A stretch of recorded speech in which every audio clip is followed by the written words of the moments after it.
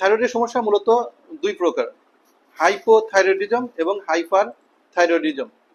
মূলত কোনো থাইরয়েডের রোগী যদি এসে থাকে, তার মধ্যে অতিরিক্ত দুর্বলতা অথবা অতিরিক্ত ক্লান্তি, চুল পড়ে যাওয়া, এর সঙ্গে যদি অতিরিক্ত ঘাম অথবা এরকম গলা ফুলে যাওয়া, এর সঙ্গে অতিরিক্ত গরম অথবা ঠান্ডা লাগা, যে তার ঠান্ডা সহ্য হচ্ছে না, কোষ্ঠকাঠিন্য কিংবা অনিদ্রা, এর সঙ্গে মাসিকের অনিয়ম অথবা মনোযোগ নষ্ট হয়ে যাওয়া, এই ধরনের লক্ষণগুলো নিয়ে কেউ যদি আসে আমাদের কাছে, তখন আমরা মনে করতে পারি তার থাইরয়েডের সমস্যা হয়েছে। তো এই থাইরয়েডের সমস্যা মূলত দুই প্রকার আমরা দেখে থাকি, একটা হচ্ছে হাইপোথাইরয়েডিজম আর একটা হাইপার থাইরয়েডিজম। এই হাইপোথাইরয়েডিজম যদি হয়ে থাকে তাহলে থাইরয়েড গ্ল্যান্ডের যে সমস্যাগুলো হবে, অথবা সঙ্গে ঠান্ডা লাগার যে প্রবণতা, তার অল্পতে ঠান্ডা লাগবে, অনেক গরমের সময়ও তার দেখা যাচ্ছে কাঁথা, শরীরে কাঁথা গায়ে দেওয়া লাগছে, এর সঙ্গে তার কোষ্ঠকাঠিন্যের সমস্যা, তার মধ্যে মূলত ঘুম ঘুম ভাব অথবা ঘুমানোর পরেও মনে হচ্ছে তার মধ্যে ঘুম চোখের থেকে যাচ্ছে না, এই ধরনের সমস্যা, সঙ্গে ত্বকের শুষ্কতা এবং চুল পড়ে যাওয়ার যে সমস্যা, এই সমস্যাটা আমরা দেখতে পাই। এটা হাইপোথাইরয়েডিজমের ক্ষেত্রে। এখন হাইপোথাইরয়েডিজম যদি বুঝতে চাই বা হাইপার থাইরয়েডিজম বুঝতে চাই, তাহলে আমাদের নর্মাল কাউন্টটা বুঝতে হবে। একজন পেশেন্ট যদি আমাদের কাছে আসে, সেক্ষেত্রে আমরা যে টেস্টগুলো করে থাকি, T3, T4 এবং TSH। T3 অর্থাৎ try iodothyronine, T4 thyroxine, TSH thyroid stimulating hormone, এই টেস্টগুলো আমরা করে থাকি। এগুলো নর্মাল রেঞ্জগুলো আমাদের জানতে হবে। T3 আমাদের শরীরে কি পরিমাণ থাকে, T3 মধ্যে FT3 অর্থাৎ ফ্রি T3 2.3 থেকে 4.2 ন্যানোগ্রাম পার ডেসিলিটার, অর্থাৎ 2.3 থেকে 4.2 nanogram per decilitre free T3, এটা আমাদের শরীরের নর্মাল লেভেল। আর T4 এর ক্ষেত্রে 0.8 থেকে 1.8, আরো কম, 0.8 থেকে 1.8 এই লেভেল থাকবে ন্যানোগ্রাম পার ডেসিলিটার, একক হিসেবে ধরা হয় ন্যানোগ্রাম পার ডেসিলিটার। আর এর সঙ্গে TSH থাইরয়েড স্টিমুলেটিং হরমোন, এটা নর্মাল লেভেল 0.4 থেকে 4 ন্যানোগ্রাম পার ডেসিলিটার। দেখুন, আমাদের এই নর্মাল লেভেলটা যদি জানা থাকে, তাহলে আমরা বুঝতে পারবো আমার শরীরে আমার যে পেশেন্ট আসছে, সেই পেশেন্টটা হাইপো না হাইপার।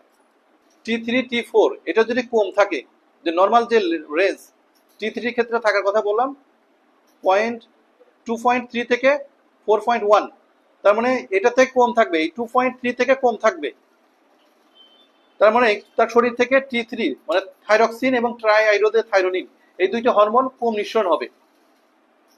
আর TSH থাইরয়েড স্টিমুলেটিং হরমোন, এখান থেকে থাইরয়েড আপনার এন্ট্রোপিটুইটারি গ্ল্যান্ড থেকে যে থাইরয়েড স্টিমুলেটিং হরমোন নিঃসরণ হচ্ছে, এটা নিঃসরণ হবে বেশি। অর্থাৎ এক্ষেত্রে যেটা হয়, থাইরয়েড স্টিমুলেটিং আপনার T3 T4টা ঘুমিয়ে থাকে, আর থাইরয়েড স্টিমুলেটিং যে হরমোন TSH এটা অতিরিক্ত চিল্লাইতে থাকে, মানে ঘুম ভাঙানোর চেষ্টা করে। তার মানে থাইরক্সিন এবং ট্রাইআয়োডোথাইরোনিন এটা ঠিকমতো কাজ করছে না, আর থাইরয়েড স্টিমুলেটিং হরমোন অতিরিক্ত নিঃসরণ হচ্ছে। মনে রাখতে হবে T3 এবং T4 এইটা কম নিঃসরণ হচ্ছে, শরীর থেকে কম নিঃসরণ হচ্ছে, আর থাইরয়েড স্টিমুলেটিং হরমোন এটা অতিরিক্ত নিঃসরণ হচ্ছে। তখন হাইপোথাইরয়েডিজম মানে থাইরয়েড গ্ল্যান্ডের নিঃসরণটা কম। এই ক্ষেত্রে আমাদের শরীরে যে বিপাকীয় কাজ, এটা কম হবে, মানে শরীরের ব্যবহারটা কম হবে। শরীর ব্যবহার কম হবে বলতে, আমরা যে খাদ্য খাচ্ছি, খাওয়ার পরে শেষ অংশ যে গ্লুকোজ, এই গ্লুকোজটা শরীরে তেমন ব্যবহার হবে না, ফ্যাট হিসেবে শুধু জমা হবে, অতিরিক্ত বার্ন হবে না। বার্ন না হলে কিভাবে শুধু জমা হবে, সেক্ষেত্রে আমাদের শরীরের দুর্বলতা, স্মৃতিশক্তির দুর্বলতা, বুদ্ধিবৃত্তির খর্বতা, সঙ্গে ঘুম ঘুম ভাব, অলসতা, এর সঙ্গে কোষ্ঠকাঠিন্য, এরকম শরীর থেকে মাথা থেকে চুল পড়ে যাওয়া, এই ধরনের লক্ষণগুলো আমাদের মধ্যে প্রকাশ পাবে। আচ্ছা, এরকম যদি thyroid stimulating hormone T3 T4 যদি নিঃসরণ যদি অতিরিক্ত হয় এবং TSH এটা নিঃসরণ যদি কম হয়, সেক্ষেত্রে আমাদের যেটা হবে, সেক্ষেত্রে আমাদের হাইপার থাইরয়েডিজম, তার মানে আমাদের শরীরে যে আমরা যে খাদ্যখানা খাচ্ছি, এই খাদ্যগুলো অতিরিক্ত ব্যবহৃত হবে। অতিরিক্ত ব্যবহার হওয়ার কারণে যেটা হবে, আমরা যদি অনেক খাই তারপর আমরা খুব দ্রুত শুকিয়ে যাব। হাইপার থাইরয়েডিজম যদি হয়ে থাকে সেক্ষেত্রে যে সমস্যাগুলো হয়, যে ওজন অতি দ্রুত কমে যায়, ঠান্ডা ঘরে থাকলেও তার গরম লাগে, বা ঠান্ডা আবহাওয়া তার গরম লাগে। আর বুক ধরপড়ের যে লক্ষণ, এই লক্ষণটা তার মধ্যে থাকে, সঙ্গে তার শরীর কাঁপতে থাকে, সঙ্গে তার ডায়রিয়া লক্ষণটা মাঝে মধ্যে প্রকাশ পায়, সঙ্গে গরম সে সহ্য করতে পারে না, অতিরিক্ত ঘাম হয়, বিশেষ করে এই যদি ঠান্ডা আবহাওয়ায় থাকে তারপর সে ঘামতে থাকে। এই লক্ষণগুলো যদি আমরা দেখি তাহলে আমরা চিন্তা করতে পারি তার মধ্যে থাইরয়েডের সমস্যা, বিশেষ করে হাইপার থাইরয়েডিজম এই লক্ষণটা প্রকাশ পেয়েছে। তো এক্ষেত্রে যেটা বললাম সেটা T3 T4 এইটা অতিরিক্ত নিঃসরণ হচ্ছে, আর হচ্ছে TSH এটা এটা কমে গেছে। তার মানে এখানে আমরা একটা চিন্তা করতে পারি যে T3 T4 এটা নর্মাল, অথবা এটা অতিরিক্ত নিঃসরণ হচ্ছে, তখন TSH এটাকে দমানোর চেষ্টা করতে, মানে TSH কমিয়ে দিচ্ছে, এটাকে থামানোর চেষ্টা করতে যায় কিন্তু থামতেছে না। তা আবার অনেক সময় আমরা T3 T4 এটা নর্মাল দেখার পরেও TSH একটু বেশি দেখি, এটা কিন্তু আবার নর্মাল হয় অনেক সময়, বিশেষ করে যদি প্রেগনেন্সি অবস্থায় হয়। প্রেগনেন্সি অবস্থায় এটা নর্মাল, অনেক একটু বেশি হলেও এটা নর্মাল ধরি। এছাড়া যদি আপনার বৃদ্ধ অবস্থা হয়, বয়স্ক যদি হয়ে থাকে, পেশেন্ট যদি বয়স্ক হয়ে থাকে, সেক্ষেত্রে আমরা এরকম লক্ষণটা আমরা দেখে থাকি। আমরা কিন্তু যখন রোগীর রিপোর্ট দেখব তখন অবশ্যই T3 T4 এবং TSH তিনটার জিনিসই দেখবো, টেস্ট করাবো, এটা আমাদের মনে রাখতে হবে। কারণ আমরা যদি ঠিকমতো ডায়াগনোসিস করতে যাই সেক্ষেত্রে T3 T4 এবং TSH সবগুলো দেখতে হবে, সঙ্গে তার লক্ষণ মিলাতে হবে। এখন আমরা এই রোগীর ক্ষেত্রে কি পরামর্শ দিব, ম্যানেজমেন্ট কি কি মেনটেন করব, আমরা মূলত নিরাপদ এবং সুস্থ থাকার জন্য কিছু পরামর্শ দিয়ে থাকি।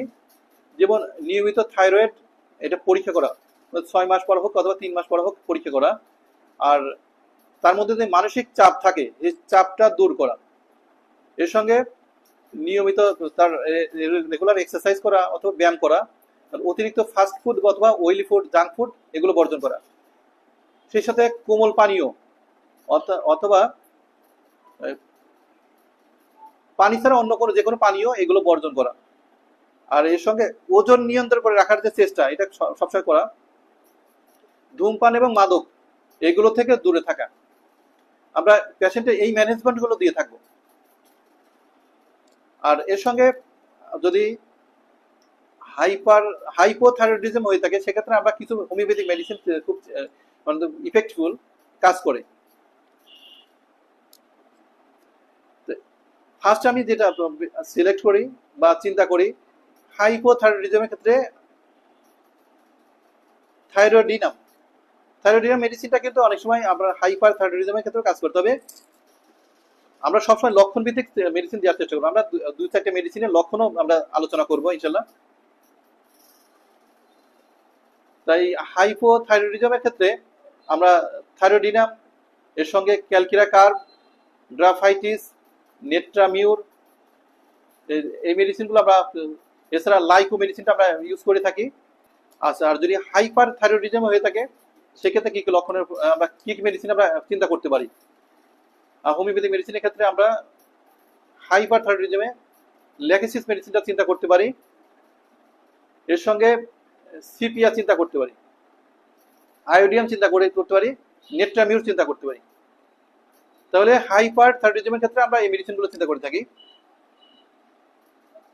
ল্যাকেসিস, সিপিয়া, নেট্রামিউর আর আয়োডিয়াম, ফসফরাস, এই মেডিসিনগুলো আমরা হাইপার থাইরয়েডিজমের ক্ষেত্রে চিন্তা করি। এখন আমরা লক্ষণ ভিত্তিক আমরা কোন মেডিসিনটা আসে আমরা একটু দেখি। যে মেডিসিনগুলো কথা বললাম এই মেডিসিনগুলো খুব বেশি কাজ করে থাকে, বা মেডিসিনগুলো আমরা খুব বেশি অ্যাপ্লাই করে থাকি। প্রথমে আসি ক্যালকিরা কার্বের ক্ষেত্রে। ক্যালকিরা কার্ব কোন কোন লক্ষণে আমরা ক্যালকিরা কার্ব দিতে পারি এই থাইরয়েড রোগীর ক্ষেত্রে। থাইরয়েড রোগীর ক্যালকিরা কার্বটা দিতে চাই সেক্ষেত্রে আমরা বেশি যে জিনিসটা পাই হচ্ছে আপনার রাগ, বেশ কয়েকটা জিনিস পাই, রাগ পাই বেশি, মানে ক্যালকিরা কার্ব রোগী রাগী, ক্যালকিরা কার্ব রোগী কৃপণতা বেশি, ক্যালকের কার্পেট রোগী ডিম পছন্দ, এই রোগীর শরীর থেকে ঘাম বেশি হয়, এবং এই বাচ্চা বা শিশুদের ক্ষেত্রে এই মাথার ফ্রন্টালিস এই এরিয়াতে এটা ফাঁকা থাকবে, ফাঁকা ফাঁকা ফাঁকা থাকবে। এর সঙ্গে দুশ্চিন্তা, এর দুশ্চিন্তা বেশি, এর এর মধ্যে দুর্বলতা বেশি এবং ক্লান্তি বেশি। বেশ কিছু জিনিস আমরা কম পাই, বেশ কিছু বেশি পাই ক্যালকের কার্পেট রোগীর ক্ষেত্রে। এখন বেশি পাই কি কি? বেশি পাই এই ক্যালকের কার্পেট রোগীর রাগ বেশি, ক্যালকের কার্পেট রোগী কৃপণতা বেশি, এই রোগী ডিম বেশি পছন্দ করে, এই রোগীর শরীর থেকে ঘাম বেশি, ঘাম বেশি কোথায়? এই মাথা এবং কপাল এই অংশটা বেশি ঘামে। এই রোগীর দুশ্চিন্তা বেশি, ক্যালকের কার্পেট রোগীর দুর্বলতা বেশি, এর মধ্যে ক্লান্তি বেশি, এর মধ্যে গ্ল্যান্ডগুলো, শরীরের গ্ল্যান্ড, বিভিন্ন গ্ল্যান্ডগুলো ফুলে যাওয়ার সম্ভাবনা বেশি। এই জিনিসগুলো আমরা বেশি পাই ক্যালকের কার্পেট রোগীর। আচ্ছা, কিছু জিনিস আমরা কম পাই ক্যালকের কার্পেট রোগীর। কম পাই কি কি? দুধ এটা কম পছন্দ, তার মধ্যে সাহস কম, এর মধ্যে কিছু জিনিস ভয় পাই, ভয়ের কিছু জিনিস পাই, যেমন অন্ধকারের মধ্যে ভয়, কুকুরের দেখে ভয়, বা ইঁদুর দেখে ভয়, রোগীর আশ্রয়হীনতার ভয়, মানে আমি কার আশ্রয় থাকবো, কি আমাকে দেখে শুনে রাখবে, এরকম এরকম তারপর অথবা নিরাপত্তার ভয়, এই ধরনের সমস্যাগুলো থাকবে এই ক্যালকের কার্পেট রোগী। আচ্ছা, এর সঙ্গে তার সাধারণ যে লক্ষণগুলো পাবো, এই রোগী হবে ফেয়ার, ফ্যাটি এবং ক্লাবি, 3F, অর্থাৎ রোগীটা হবে সুন্দর, মোটা এবং থলথলে, ফ্যাটি এবং ফ্ল্যাবি, মানে শিলানো না, থলথলে থলথলে একটা ভাব থাকবে, কিন্তু রোগীটা থাকবে সুন্দর। আর এই রোগীর মধ্যে প্রচুর ঘাম হবে এবং অল্পে তার ঠান্ডা লেগে যাবে, অল্পে ঠান্ডা লাগার একটা প্রবণতা ক্যালকের কার্পেট রোগীর মধ্যে থাকবে। এবং এই ক্যালকের কার্পেট রোগীর কোষ্ঠকাঠিন্য, মানে পায়খানাটা তার কষা থাকবে, এবং শরীরের বিভিন্ন গ্ল্যান্ডগুলো তার ফুলে যাওয়ার একটা সম্ভাবনা থাকবে। আর সেই সঙ্গে এর হচ্ছে ডিম পছন্দ, যেটা বললাম, এটা খুব প্রমিনেন্ট একটা সিমটমস, ডিম পছন্দ। তো আমরা এই লক্ষণগুলো আমরা ক্যালকের কার্পেট রোগীর মধ্যে পেয়ে থাকি। এরপরে আমরা যে মেডিসিন কথা চিন্তা করতে পারি, আয়োডিয়াম। এই আয়োডিয়ামের রোগী আমরা থাইরয়েড গ্ল্যান্ডের ক্ষেত্রে আমরা যদি কোনো সমস্যা জটিলতা দেখি, সেক্ষেত্রে আমরা ইউজ করে থাকি। তবে আমি বলে রাখি, আমরা মূলত লক্ষণ ভিত্তিক চিকিৎসা দিব। আমরা মুখস্থ কোনো এরকম এই মেডিসিন কাজ করবে হাইপোর ক্ষেত্রে, হাইপার ক্ষেত্রে এরকম না। তবে হাইপোর ক্ষেত্রে বেশ কয়েকটা মেডিসিন আমি কথা বললাম, যেমন থাইরয়েডিনাম, নেট্রামিউর, লাইকো, ক্যালকের কার্ব, গ্রাফাইটিস, এই মেডিসিনগুলো আপনার হাইপোথাইরয়েডিজমের ক্ষেত্রে কাজ করে, অর্থাৎ যখন T3 T4 এগুলো কম থাকে তখন ভালো কাজ করবে।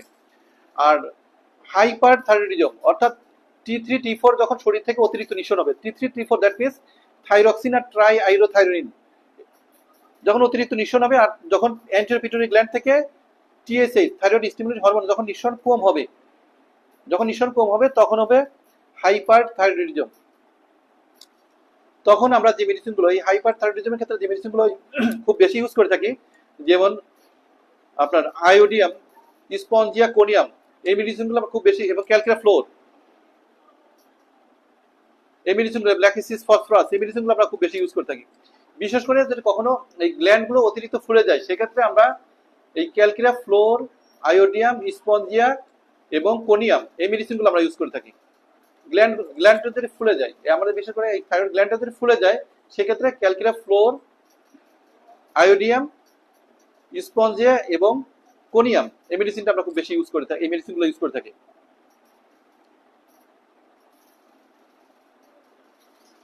জি, আলোচনা করছিলাম হচ্ছে আয়োডিয়াম।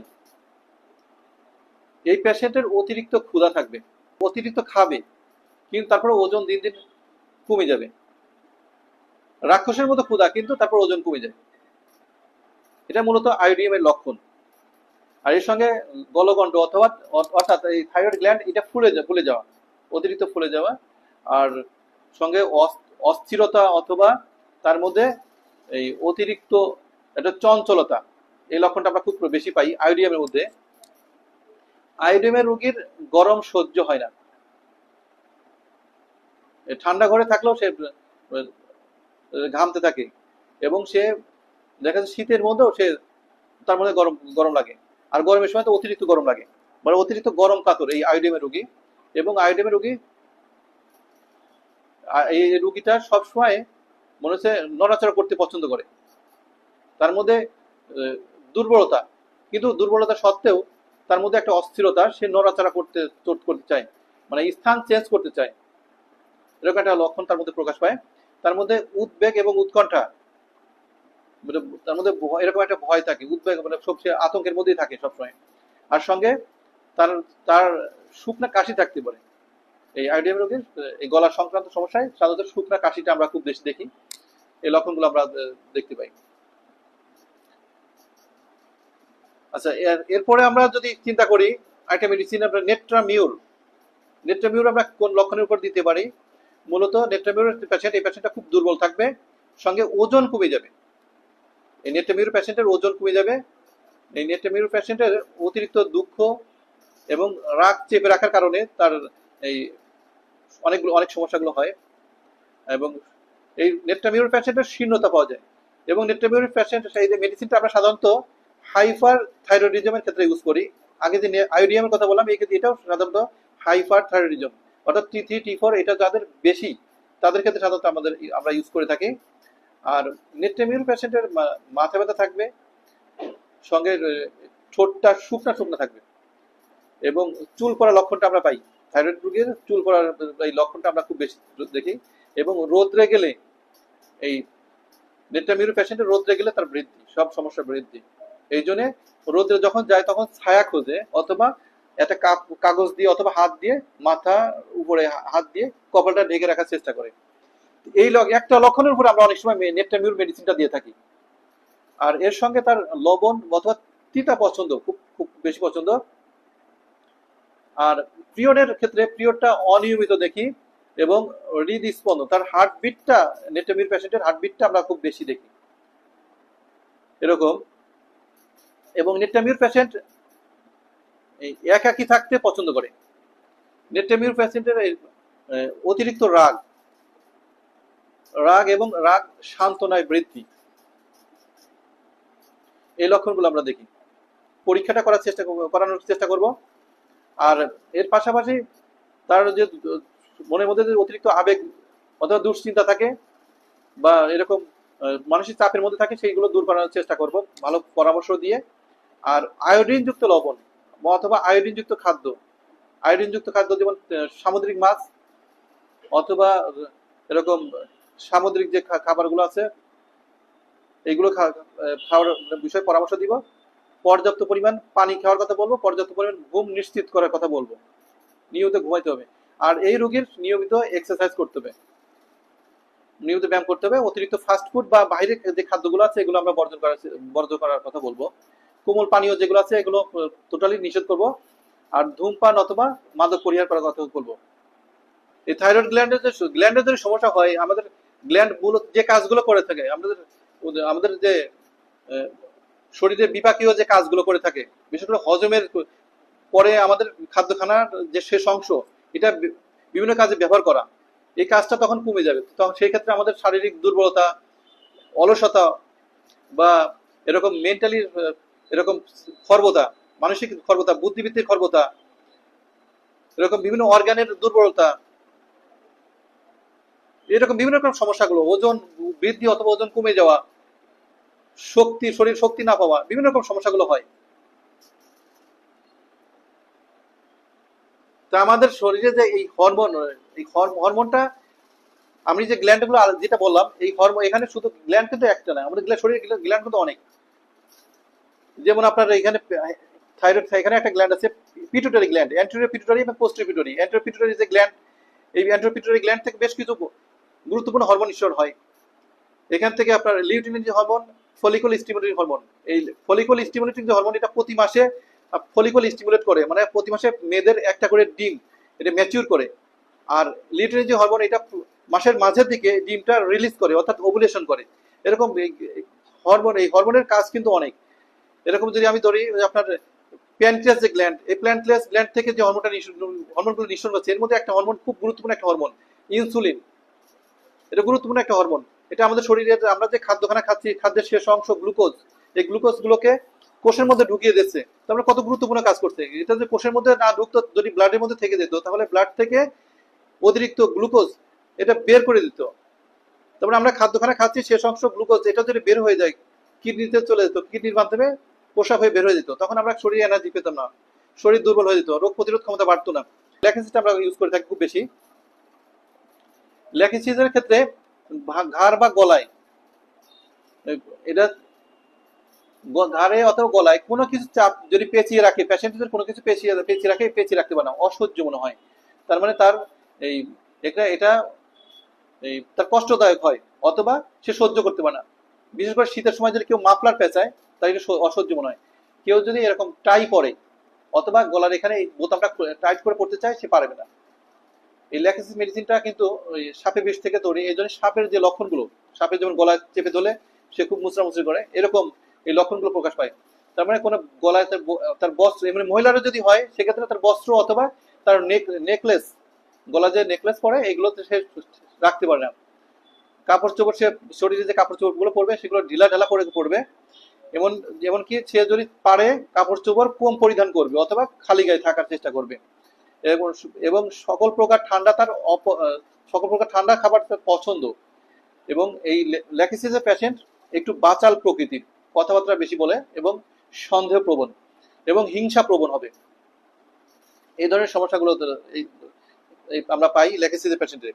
এই লক্ষণগুলো যদি পাই, তাহলে আমরা এই ল্যাকটিসিসের মেডিসিনটা আমরা দিতে পারি। মূলত এই ল্যাকটিসিস যে মেডিসিনটা, এটা আমরা এই হাইপার থাইরয়েডিজমের ক্ষেত্রে ইউজ করে থাকি। অর্থাৎ থাইরয়েড স্টিমুলেটিং যে হরমোন T3 T4, এটা হচ্ছে এই ক্ষেত্রে তার বেশি নিঃসরণ হবে, আর TSH এটা কম নিঃসরণ হবে। কম নিঃসরণ হবে বলতে কি, তার নর্মাল যে লেভেল 0.4 থেকে 4, এই 4 এর নিচে চলে আসবে। হাইপোথাইরয়েডিজম যদি হয়ে থাকে, সেক্ষেত্রে শরীরটা তো মোটা হয়ে যাবে। সেক্ষেত্রে আপনার রেগুলার এক্সারসাইজের পাশাপাশি আপনার কিছু খাদ্যখানা মেনটেন করে চলতে হবে। বিশেষ করে ডায়েট চার্ট মেনটেন করতে হবে। অতিরিক্ত ফাস্ট ফুড জাতীয় যে খাদ্যগুলো আছে, অতিরিক্ত মশলাযুক্ত খাবার, তৈলাক্ত খাবার, এরকম, এই যে তারপরে আপনার ইউরিক অ্যাসিড সমৃদ্ধ যে খাদ্যগুলো আছে, সেগুলো একটু বর্জন করে চলতে হবে। আর যদি সম্ভব হয়, রেগুলার উষ্ণ গরম দুধ খেতে হবে, কিংবা উষ্ণ গরম পানিতে একটু লেবু রস খেতে পারেন। হাইপোথাইরয়েডিজম যদি হয়ে থাকে, অর্থাৎ পেশেন্ট যদি অতিরিক্ত মোটা হয়ে যায়, সেক্ষেত্রে উষ্ণ গরম পানিতে একটু লেবু রস, প্রতিদিন সকালে উষ্ণ গরম পানিতে লেবু রস খেলে এটার জন্য অনেক উপকার হবে। আর হাইপার থাইরয়েডিজম যদি হয়ে থাকে, এটা একটু ক্রিটিক্যাল, অর্থাৎ এক্ষেত্রে যাই খাচ্ছে, অতিরিক্ত খাচ্ছে পেশেন্ট, কিন্তু এত বেশি হজম হচ্ছে যে ফ্যাটটা পর্যন্ত, শরীরে যে ফ্যাট, এটা রিডিউস হয়ে যাচ্ছে, অতিরিক্ত শরীর থেকে ঝরে যাচ্ছে। মানে খাদ্যখানা তো হজম হচ্ছে, অতিরিক্ত হজম হয়ে যাচ্ছে। অর্থাৎ এক্ষেত্রে T3 T4 এটা অতিরিক্ত নিঃসরণ হচ্ছে শরীর থেকে। আর TSH এটা দমানোর চেষ্টা করতেছে, মানে T3 T4 যাতে নিঃসরণ না হয়, এটা কমানোর চেষ্টা করছে। এক্ষেত্রে এই মূলত এই গ্ল্যান্ডের দুর্বলতা, রেগুলার এক্সারসাইজের বিকল্প নেই। রেগুলার আপনার সকালে যদি সম্ভব হয় 45 মিনিট করে হাঁটা, এটা করতে হবে। আর ফ্রিজের ঠান্ডা খাবার, এটা টোটালি বর্জন করে চলা উচিত।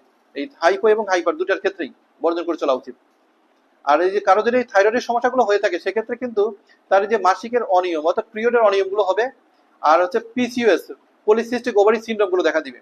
অর্থাৎ আপনি যদি আপনার হরমোনটা নিয়ন্ত্রণ করে রাখতে পারেন, তাহলে এই PCOS অর্থাৎ পলিসিস্টিক যে ওভারি, এটাও নিয়ন্ত্রণ থাকবে, এবং তার এই পিরিয়ডটাও নিয়মিত হবে। অর্থাৎ পিরিয়ড নিয়মিত বলতে, পিরিয়ডটা যদি অনেকের আছে পিরিয়ডটা বন্ধ থাকে, অ্যামিনোরিয়া যে সমস্যা, এটাও তখন ঠিক হতে হবে, যদি হরমোনের সমস্যা ঠিক থাকে, যদি সমস্যা না থাকে। আর এর পাশাপাশি মেনোরেজিয়া, মেট্রোরেজিয়া, মাসিকের মাঝে পিরিয়ড হওয়া, বা অতিরিক্ত ব্লিডিং হওয়া, অথবা পিরিয়ডের সময় পেট ব্যথা করা, এইগুলো সমস্যাগুলো হইতে পারে এই হরমোনের সমস্যাগুলো হইলে। সেক্ষেত্রে যদি নিয়মিত কন্ট্রোলে রাখা যায়, তাহলে এই কন্ট্রোল রাখলে দেখা যাচ্ছে পিরিয়ডটাও নিয়মিত হবে। হাইপার যে থাইরয়েডিজম, এক্ষেত্রে আমরা আরেকটা মেডিসিন খুব বেশি ইউজ করি, সিপিআর। যে সিপিআর আমরা লক্ষণগুলো কি, বেশ কয়েকটা লক্ষণ আমরা খুব গুরুত্ব দিয়ে থাকি। এই সিপিআর পেশেন্ট হচ্ছে চিকন চাকন পেশেন্ট, মানে লিন আর থিন, হালকা পাতলা। আর এর মধ্যে পুরুষালী একটা ভাব থাকে, পুরুষের যেরকম একটা এই থাকে, আপনার রোগা পাতলা, হালকা এরকম, এরকম পুরুষালী একটা ভাব থাকে তার মধ্যে।